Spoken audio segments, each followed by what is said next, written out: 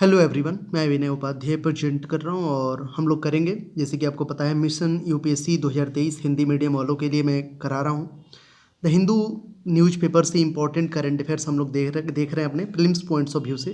जैसे कि आपको पता है कि प्रीलिम्स एग्जाम का, यूपीएससी का जो प्रीलिम्स एग्जाम है, उसका जो नेचर है वो इतना रैंडम हो गया है ना कि समझ में नहीं आता क्या पढ़ा जाए।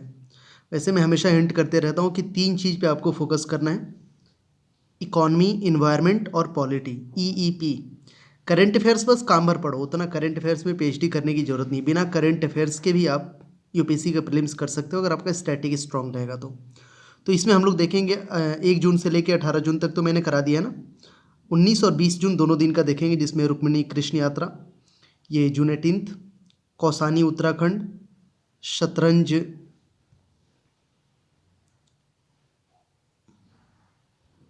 क्या है ये, शतरंज ओलंपियाड खेली देख लेंगे, वर्ल्ड बैंक, जमानत बॉन्ड, ब्लैक स्वान इवेंट और ऑपरेशन संकल्प। ये सारे हम लोग कवर करेंगे अभी इस वीडियो में। चलिए शुरू करते हैं।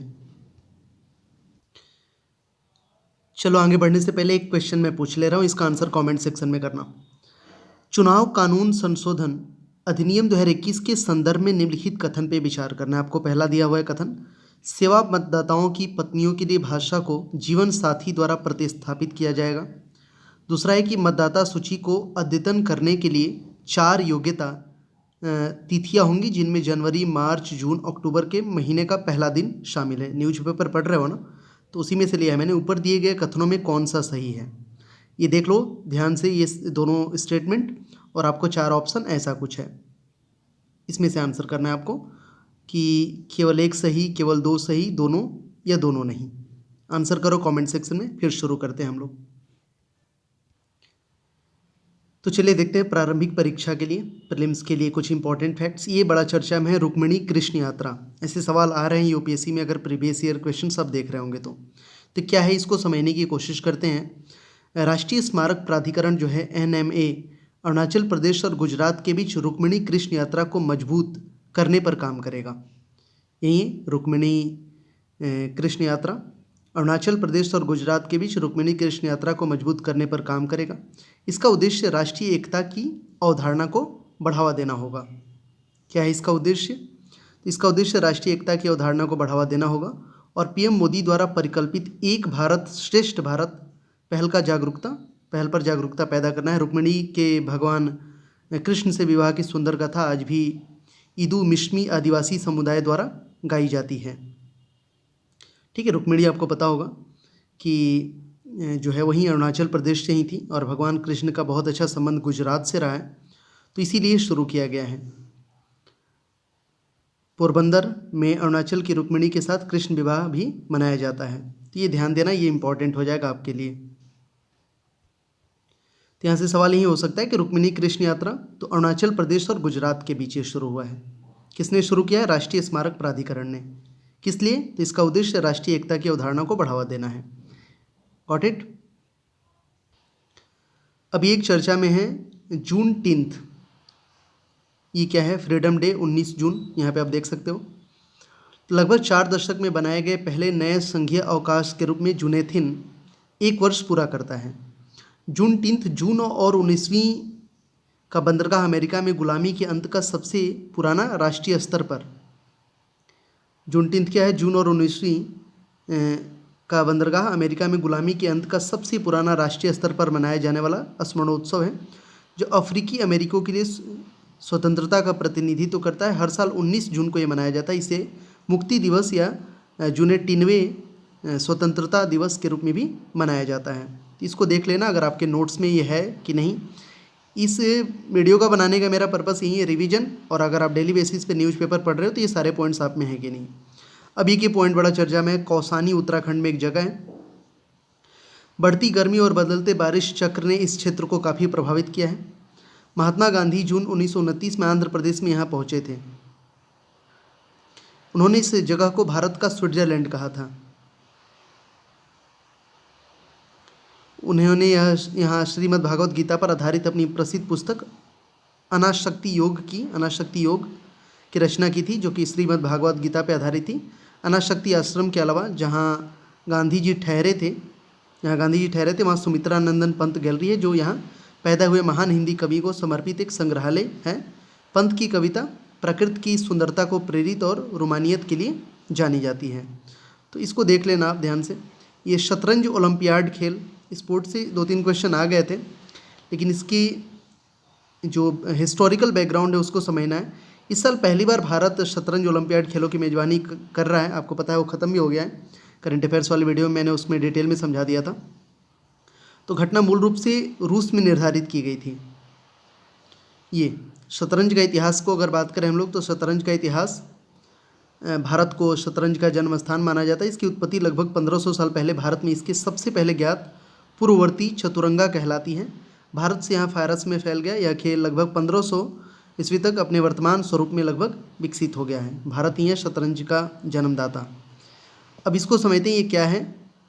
बैड बैंक, ये फंक्शन से, इसको वीडियो को रोक के आप देख लेना जूम करके।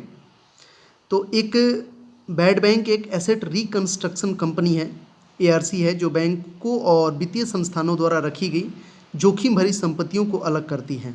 यह है बैड बैंक का डेफिनेशन पे क्वेश्चन आता है। कॉन्सेप्ट उद्देश्य क्या है, तो यह बैंकों को उनके खराब ऋणों को स्थानांतरित करके उनकी बैलेंस शीट को साफ करने में मदद करने के लिए बनाया गया है, ताकि बैंक जमा लेने और पैसे उधार देने के अपने केंद्रित मुख्य व्यवसाय पर ध्यान केंद्रित कर सके।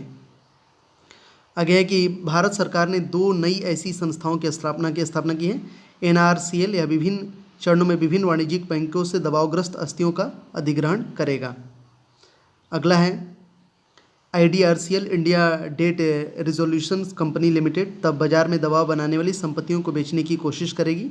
सार्वजनिक क्षेत्र के bank PSB, public sector bank, उनमें क्रमशः 51 और 49% होंगे। आगे बढ़ते हैं। ज़मानत पत्र क्या है, ये सिक्योरिटी बॉन्ड काइंड ऑफ, तो इसको लेके चर्चा क्या है ये भी पढ़ लेना, ये देख लेना इसको ध्यान से। सरकार ने IRDAI से ऐसा बॉन्ड लाने को कहा है जो महंगी बैंक गारंटी की जगह ले सके, इसलिए आ रहा है, ये चर्चा में है। वित्त में एक जमानत बॉन्ड या गारंटी में एक पक्ष द्वारा एक उधारकर्ता के ऋण दायित्व के लिए जिम्मेदारी संभालने का वादा शामिल है, यदि वह उधारकर्ता चूक करता है तो। इसके अलावा यह आमतौर पर बीमा कंपनी द्वारा नुकसान की वसूली के लिए बॉन्ड दावा करने की अनुमति देने के लिए प्रदान किया जाता है। आगे बढ़ेंगे। ये बड़ी चर्चा में है ब्लैक स्वान इवेंट। क्या है ये ब्लैक स्वान इवेंट, यहाँ पे भी देख लेना इसको। तो आरबीआई के नवीनतम अध्ययन के अनुसार एक प्रमुख वैश्विक जोखिम परिदृश्य या काले हंस की घटना में भारत से $100 अरब करीब 7,80,000 करोड़ रुपए की पूंजी बहिर्वाह होने की संभावना है। ब्लैक स्वान इवेंट, इसको देख लेना। Got it. आगे बढ़ेंगे हम। ऑपरेशन संकल्प की बात करते हैं। ये तो यह ऑपरेशन व्यापार के सुरक्षित आवागमन को सुनिश्चित करने के लिए क्षेत्रों में एक अग्रिम पंक्ति के जहाज को बनाए रखने का भारतीय नौसेना का ये प्रयास है, ऑपरेशन संकल्प। इसे 2019 में ओमान की खाड़ी में व्यापारी जहाज़ों पर हमलों के बाद शुरू किया गया था, ताकि होर्मुज जल डमरू मध्य से गुजरने वाले भारतीय ध्वज जहाज़ों के सुरक्षित मार्ग को सुनिश्चित किया जा सके। इसे अपने संचालन के तीसरे वर्ष में प्रवेश किया गया था। तो ये कुछ प्रीलिम्स पॉइंट्स ऑफ व्यू से हमने देखा, फैक्ट्स। Got it. एक क्वेश्चन तो मैंने पूछा था ना, एक और प्रश्न मैं आपसे पूछ रहा हूँ, उसका आंसर कमेंट सेक्शन में करिएगा।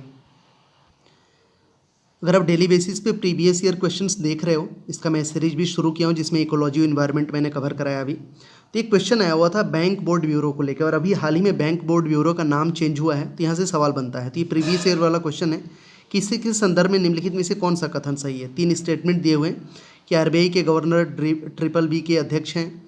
ट्रिपल बी के अध्यक्ष हैं, ये पहला स्टेटमेंट है। दूसरा है कि ट्रिपल बी सार्वजनिक क्षेत्र के बैंकों के लिए प्रमुखों के चयन की सिफारिश करता है। तीसरा है कि ट्रिपल बी सार्वजनिक क्षेत्र के बैंकों को रणनीति विकास करने और पूंजी जुटाने की योजना में मदद करता है। तो आप बताना इन तीनों में से कौन कौन से स्टेटमेंट सही हैं, आपको ऐसे ऑप्शन दे देगा। चलो मैंने ऑप्शन भी दे दिया, आंसर करना कमेंट सेक्शन में ही। तो ये तो प्रीवियस ईयर क्वेश्चन हो गया। अब इसी पे एक मॉडल क्वेश्चन देखते हैं, क्योंकि ट्रिपल बी का बैंक बोर्ड ब्यूरो का नाम चेंज हुआ है। क्या नाम चेंज हुआ है आप हमें कॉमेंट सेक्शन में बताना, यहाँ से सवाल जरूर बनेगा। चलो ये एक मॉडल क्वेश्चन आप लोगों के लिए। बैंक बोर्ड ब्यूरो के बारे में निम्नलिखित कथन पे विचार करना है। ट्रिपल बी कंपनी अधिनियम 2013 की धारा 8 के तहत पंजीकृत एक गैर लाभकारी संगठन है। ट्रिपल बी सरकार की इंद्रधनुष योजना का हिस्सा था।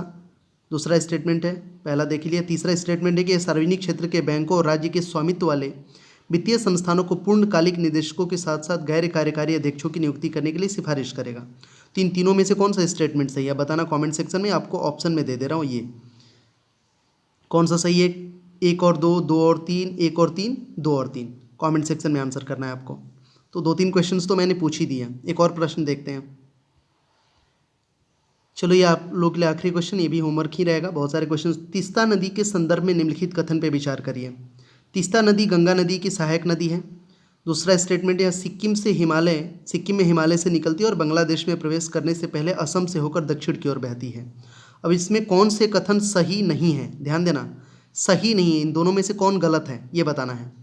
पहला गलत है या दूसरा गलत है, आपके पास ये ऑप्शन है कि क्या पहला गलत है, दूसरा गलत है, दोनों गलत है, दोनों गलत नहीं है।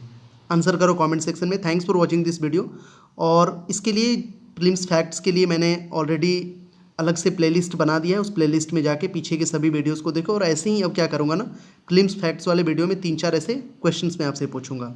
और प्रीवियस ईयर क्वेश्चंस का तो मैंने सेट शुरू कर दिया है पूरा 2013 से लेके और 2022 तक का सभी पेपर सॉल्व करूँगा। और शुरुआत इसकी मैंने कर दिया है एनवायरनमेंट और इकोलॉजी से। तो वीडियो देख लेना, काफ़ी बड़ा है, लंबा है। चैनल को सब्सक्राइब करिए, शेयर करिए। Thanks for watching this video.